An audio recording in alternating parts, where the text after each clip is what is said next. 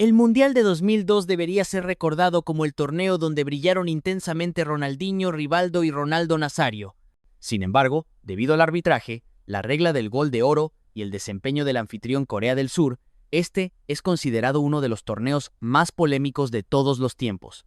En realidad, el Mundial de 2002 también debería recordarse como un torneo de underdogs, es decir, de equipos que no eran favoritos. Turquía avanzó hasta las semifinales antes de perder contra Brasil por apenas un gol. Y como se mencionó, este fue el escenario de individuos brillantes. El trío 3R de la selección bailó a través de las defensas con una maestría increíble e inolvidable en su camino a la victoria. El brillo también vino de las estrellas de Alemania, con un Michael Ballack que atacaba con una fuerza apasionante, y un Oliver Kahn que se erigía en la portería como un guardameta de estilo único e inigualable. A pesar de esto, si se pregunta por los momentos más memorables del Mundial 2002, habrá quien olvide los 8 goles marcados por Ronaldo, o incluso el famoso gol de vaselina sobre David Seaman. En su lugar, sus recuerdos están nublados por las mayores controversias del torneo, de las cuales las peores están relacionadas con la política de la FIFA. La regla del gol de oro va a los árbitros calientes, entre comillas. La primera decisión polémica de este torneo ocurrió en realidad 6 años antes de que comenzara. Cuando Japón y Corea del Sur fueron elegidos como coanfitriones del Mundial 2002, la decisión se tomó en el verano de 1996. La controversia vino principalmente de las dudas sobre el potencial financiero. Fue la primera vez que 2 naciones organizaron juntas un mundial. Más allá de razones culturales y elementos simbólicos, otro factor importante fue que ninguno de ellos cumplía por separado con los estándares de infraestructura para albergar el mundial en solitario. Otro hecho que generó polémica fue que Japón, en ese momento, era un equipo lo suficientemente fuerte como para clasificar fácilmente al mundial. El hecho de que la mayoría de los aficionados tuvieran que volar sobre el océano para apoyar a su equipo también fue un problema. Y si decidían quedarse en casa, los aficionados de Europa, el continente con más equipos en el mundial, tendrían que ver los partidos de sus selecciones por la mañana, lo que alteraría la jornada laboral de millones de espectadores. Es por eso que para crear el primer mundial en Asia, muchos acusaron a la FIFA de anteponer la política a la comodidad de la mayoría de los aficionados. Por supuesto, esas fueron quejas con tintes de esnobismo europeo. La FIFA no se equivocó al llevar el fútbol de élite a todos los rincones del planeta. Por otro lado estaba Turquía. Y en cuanto a Corea del Sur, ellos hicieron mucho más. Con un cuerpo técnico liderado por el experimentado estratega holandés Guus Hiddink, junto a asistentes talentosos que conocían muy bien a los jugadores locales, como el ex seleccionado nacional Park Hang-seo, Corea del Sur llegó incluso más lejos que su socio coanfitrión. Los guerreros Taeguk, apodo del equipo surcoreano, crearon una tormenta de entusiasmo en el Mundial, desde Gwangju hasta Ulsan, y de Daegu de regreso a la capital, Seúl. De hecho, la metáfora de la tormenta fue muy común en el Mundial 2002, ya que el torneo se llevó a cabo durante la temporada de monzones. Pero además de describir la gloria de las victorias, las celebraciones va el apoyo cultural. La imagen de la tormenta también se usó para metaforizar la infinidad de críticas dirigidas al anfitrión Corea del Sur.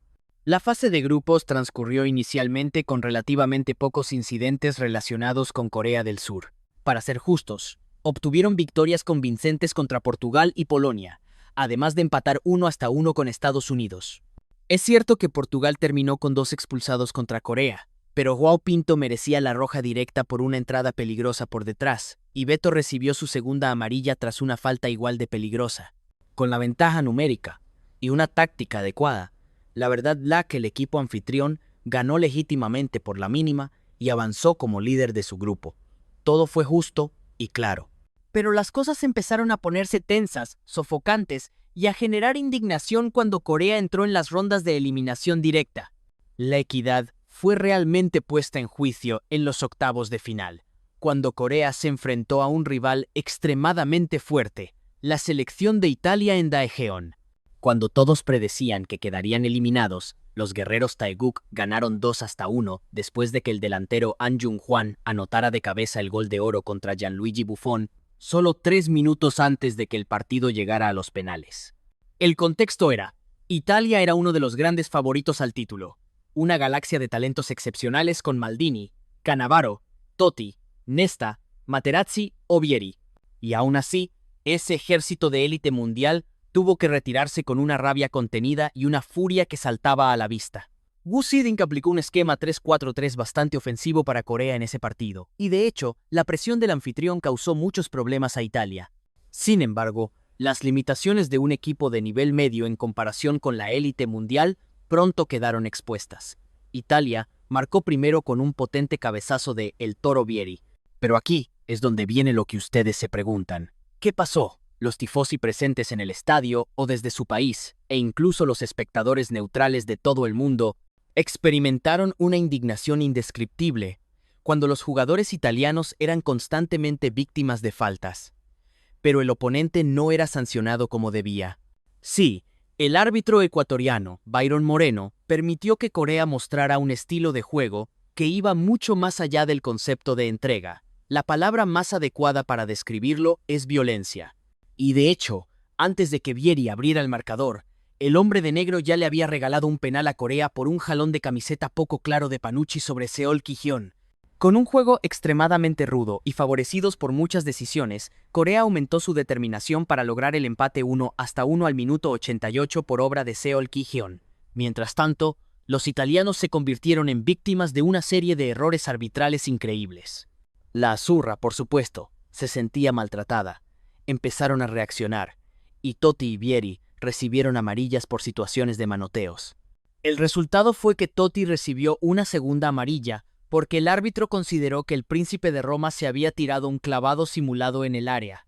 Sí, hubo tarjeta roja para la brutalidad del anfitrión, pero ese color rojo apareció en los ojos de los italianos. Luego, un gol legítimo de Italia no fue validado, a pesar de que las repeticiones mostraron que Tomasi no estaba en fuera de lugar. A lo largo del partido, a Italia se le negaron al menos 2 penales legítimos, incluida una caída en el área del propio Totti.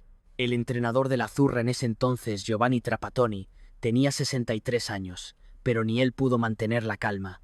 Así, ese partido lleno de injusticias terminó con una tristeza infinita para Italia cuando, como se mencionó, An Jung-hwan saltó más que Maldini para anotar el gol de oro. Los fuegos artificiales iluminaron el cielo de Daejeon y de toda Corea para celebrar al primer equipo asiático en la historia en llegar a los cuartos de final de un mundial.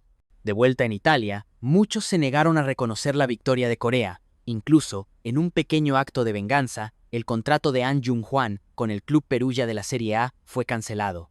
El legendario periodista Giorgio Tosatti escribió en el Corriere della Sera: Italia ha sido eliminada de un mundial sucio, donde los árbitros y los organizadores fueron utilizados como sicarios. Por parte de la organización, el árbitro Moreno fue investigado posteriormente por la FIFA debido a varias controversias. Sin embargo, en aquel momento, el presidente Sepp Blatter justificó los errores diciendo que eran fallas humanas. En todo el mundo surgieron opiniones de que ese partido de octavos había sido manipulado para mantener al anfitrión en la competencia. Según ellos, la ambición comercial de la FIFA en Asia fue priorizada sobre la integridad de los resultados. Y cuando Corea derrotó a España en penales en los cuartos de final, la indignación de los medios europeos se multiplicó por 10. Esta vez, el árbitro egipcio, Gamal Al-Gandour, fue el centro de la polémica al anular 2 goles hermosos y legales. Fue una tragedia para la Furia Roja. Las estadísticas indicaron que España sufrió 22 entradas malintencionadas de los jugadores locales. Sin embargo, solo un jugador coreano recibió amarilla, Jo Sang-chul. Mientras tanto, el árbitro sacó 2 amarillas a Javier Pedro y Fernando Morientes por protestar.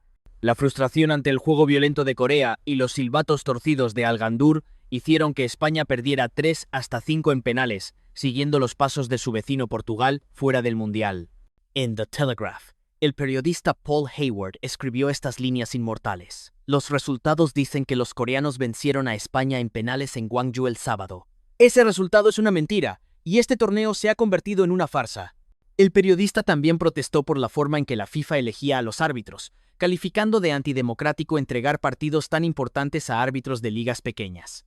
En ese contexto, si Corea hubiera vencido a la máquina alemana en semifinales, no habría sido sorpresa que estallaran disturbios o protestas fuera de las sedes de los grandes diarios europeos. En cambio, los coreanos fueron finalmente derrotados por un solitario gol de Michael Ballack, deteniendo su camino irreal hacia la final. Los jugadores coreanos perdieron en el campo, pero en las gradas, los aficionados locales tuvieron comportamientos muy desagradables. Llevaron fotos de funeral de Miroslav Klose y del portero Oliver Kahn para maldecirlos. Sin embargo, su oscuro propósito falló. Pero en lugar de ser cuestionados, los anfitriones fueron tratados como héroes en la península de Corea. Incluso el presidente de la Asociación de Fútbol de Corea del Norte envió felicitaciones públicas a sus rivales históricos. Tras la eliminación de Corea, siguieron brotando olas de ira en Italia y España por la injusticia y falta de transparencia. Más tarde, el escándalo de corrupción de la FIFA en 2015 aumentó la sospecha de que muchos partidos del pasado fueron influenciados por intereses políticos de la Federación Internacional. Sin embargo, hasta el día de hoy, esos partidos se recuerdan con cariño en Corea del Sur, donde ninguna queja proveniente de Europa puede impedirles estar orgullosos de la mayor campaña mundialista de los guerreros Taeguk.